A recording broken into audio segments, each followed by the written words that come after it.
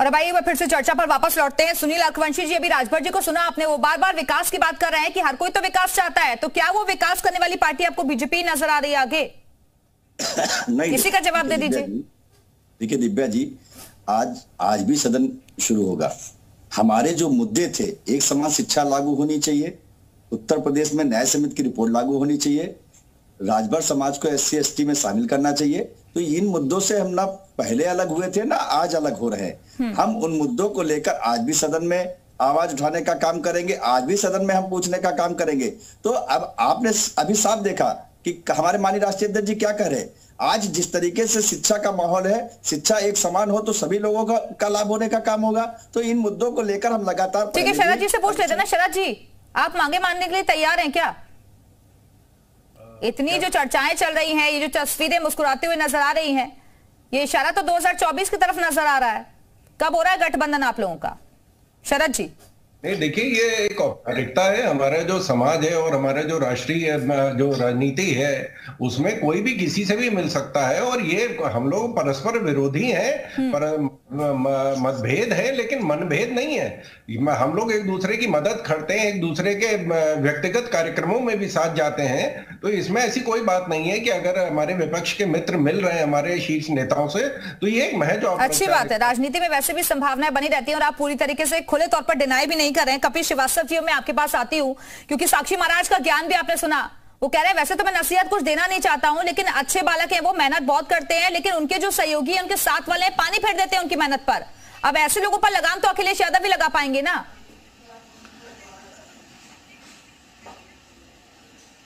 देखिए, साक्षी जी को दो पहलुओं से देखिए। एक तो उनके पूर्व में जो धाराएं अंकित रही हैं, दूसरा वो जो इन्होंने साफ कहा कि भाई ओवैसी साहब तो हमारी बड़ी मदद करते हैं खुलेआम भारतीय जनता पार्टी की, जिससे भारतीय जनता पार्टी ने खुद को अलग कर लिया था। एक और चीज आपको बताऊं, जब सेंगर साहब जेल के अंदर थे और ये सांसद बने तो उनको धन्यवाद ज्ञापित करने गए थे कि सेंगर साहब महाराज, आप साधु की वजह से हम आशीर्वाद पा करके आज सांसद बने हैं। तो उनकी बातों का क्या कहें। आप देखिए, खुद भारतीय जनता पार्टी के लोग रामचरितमानस जलवाते हैं और आरोप दूसरे पर लगाते हैं। शरद भाई पढ़ रहे थे, हम कह रहे थे जरा शिवपाल जी का बयान पीछे आपके स्क्रीन पे चल रहा है जी, यूपी के, आप उसको ही पढ़ लीजिए, लेकिन उसको पढ़ने के लिए तैयार नहीं है। आप कह रहे हैं रामचरितमानस की जो प्रतियां वो बीजेपी ने जलवाई हैं, आप ये कहना चाह रहे हैं कपिल जी? जो परिपुत्र हो, मैं सीधी बात, सीधी, अरे सीधा भाई, मैं तो सीधी बात आपको कह रहा हूं, टेढ़ी बात कहीं से कह ही नहीं रहा हूं। वो भारतीय जनता पार्टी के समर्थित लोग थे जिन्होंने अखिलेश यादव जी को काला झंडा भी दिखाया था और ये काम भी किया था। ये तो इनके लोग हैं, ये भेजते हैं ना, ये चाहते हैं हिंदुइज्म और मुस्लिम। शरद जी जवाब दीजिए, वो कह रहे हैं माहौल खराब करने का काम आप लोग करते हैं। जिस तरीके से रामचरितमानस किसने उसके पन्ने फूके हैं ये सब जानते हैं।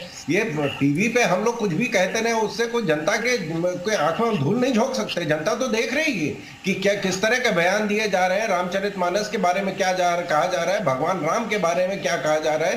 केंद्र सरकार में जो कांग्रेस थी तो वो भी यही कर रही थी। अरे भगवान राम के बारे में तो संजय निषाद कह रहे हैं, भगवान राम के बारे में तो संजय निषाद जी ने कहा, और ये कहा कि वो कौशल्या माता के पुत्र तो थे लेकिन दशरथ के पुत्र नहीं थे। यानी कि माता कौशल्या के कोख को लांछन लगाया, गाली दी मां की भगवान श्री राम को, और आप उनको कैबिनेट मिनिस्टर बनाए हुए हैं। जो सीता माता को टेस्ट ट्यूब बेबी बताया, और आपने भी तो महासचिव बना दिया कपिल जी, आपने भी तो महासचिव बना दिया। आपके बड़े नेता हैं, आप तो उनको आगे बढ़ाने का काम करते हैं। मैं तो सीधी बात पूछ रहा हूं, भगवान श्री राम पे किसी भी कृतित्व पे कोई प्रश्न किसी ने नहीं खड़ा किया इनके अलावा। भाई, अगर किसी को दो पंक्तियों से ऐतराज था तो उन्होंने पंक्ति पर ऐतराज किया था, उनके लेखन पर, ढोल गंवार शूद्र पशुनारी सकल ताड़ना के अधिकारी, और उस पर आज भी ऐतराज उनका है, वो व्यक्तिगत ऐतराज है। धर्मशास्त्र ही लोग करें लेकिन भगवान श्री राम के आदर्श पे कोई प्रश्न चिन्ह नहीं। लेकिन शरद जी की पार्टी ने संजय निषाद जी को मंत्री बनाया है, मां की। अरे तो आपने भी तो महासचिव बनाया कपिल जी, आपने भी तो प्रमोट किया है श्री राम के ऊपर लांछन लगाने। अच्छा, तो बेहतर तो ये होता ना कि जब आप भी कार्रवाई करते, आपने तो कोई कार्रवाई नहीं की। कौन देगा? सीता जी को टेस्ट ट्यूब बेबी बनाने वालों के खिलाफ भाजपा कब कार्रवाई करेगी? टेस्ट ट्यूब बताने वाली सीता माता को इनके ही उप मुख्यमंत्री ने कहा था, शर्मा जी ने, आखिर उनको कल पार्टी से निकालेगी। और ये मुझे बतावें कि संजय निषाद जी से कब इस्तीफा ले रही हैं, जिन्होंने दशरथ को पिता मानने से। ठीक है, आपके सवाल का जवाब लूंगी, लेकिन आप स्वामी प्रसाद मौर्य पर कब कार्रवाई कर रहे हैं? क्योंकि आपको ये भी कहा जा रहा है कि भाई ये पूरा पार्टी का नुकसान करवा देंगे अगर अभी नहीं संभले आप लोग तो। देखिए, किसी को अगर दो पंथी, वो भी जो सामाजिक समरसता की ताने बाने को तोड़ती हुई प्रतीत होती है, किसी व्यक्ति को लगता है तो उस व्यक्ति ने अपनी बात कही है, संवैधानिक उनका अधिकार है, हम उनके संवैधानिक अधिकारों से वंचित नहीं कर सकते। पार्टी फायदा और लाभ देख करके किसी पे कार्रवाई नहीं करती, अनुशासन नहीं। लेकिन जो वो आपत्ति उठा रहे हैं, आपको आप ये कहना चाह रहे हैं वो सही आपत्ति उठा रहे हैं? मौर्य जी राजनीतिक रूप से एक बड़े धरोहर हैं, पार्टी में तो आपके है ना, तो जवाब तो आपसे माना जाएगा। आपको कह रहे हैं कि वो हर चीज पे आप निजी बयान देकर बच नहीं सकते कपिल जी। आप भी कल उठाइए, हम आपके संवैधानिक अधिकारों को नहीं रोक सकते, लेकिन उन्होंने किसी भी आदर्शों को तोड़ा नहीं है। भगवान पे कभी कोई प्रश्न खड़ा नहीं किया उन्होंने। अगर उन्होंने प्रश्न खड़ा किया है तो एक उस दो शुक्तियों की जो सामाजिक ताने माने को तोड़ने का काम करती है। ठीक है, शरद जी जवाब दीजिए। देखिए, गीता, वेद, उपनिषद पे भी अगर ये शोध करे तो उसमें भी बहुत सी चीजें ऐसी निकल आएंगी कि साहब वो सामाजिक समरसता खत्म हो रही है और इसको तुरंत जला देना चाहिए।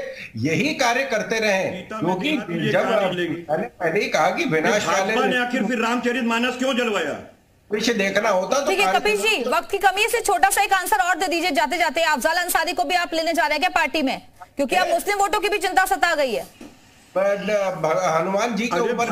कपिल जी जल्दी से। मैं तो सीधी, अरे नहीं नहीं नहीं, सुनिए, हमारे MY तो हम लोग पहले ही से हैं भाई। अच्छा, माई का माने मेरा और मेरा माने सभी। ड्रेसिंग सेंस भी वैसे ही हो गया क्या? हमारे हैं, उसमें अफजल अंसारी साहब का धर्म हो चाहे किसी का भी धर्म हो, हम तो इस बात को कह रहे हैं कोई दोष सिद्धि हुई है। हमारा सांसद कोई जाके कह रहा है कि साहब आपने हमको बनाया है, वो भी दोष सिद्धि वाले आदमी से। ये तो भारतीय जनता पार्टी के चाल चरित्र चेहरा है जो अब संस्कार दिखाते हैं। जैसे MCD में जूता चप्पल चलवाना, इतने दिन के बाद चुनाव हुआ फिर जूता चप्पल चला रहे हैं। तो बिल्कुल, चुनावी लहर की तैयारी अभी से ही नजर आ रही है। अब बहुत कुछ ऐसी तस्वीरें नजर आ रही हैं जो कि इशारा 2024 के लिए कर रही हैं, लेकिन आने वाले वक्त में देखेंगे कि किस तरीके से ये करवट दिखाई देती है सियासी दलों की। बहुत बहुत शुक्रिया आप सभी मेहमानों का हमारे साथ चर्चा में शामिल होने के लिए। वक्त इतना ही है, फिलहाल यहाँ रुकेंगे एक छोटे से ब्रेक के लिए। ब्रेक के बाद भी खबरें जारी हैं। नमस्कार।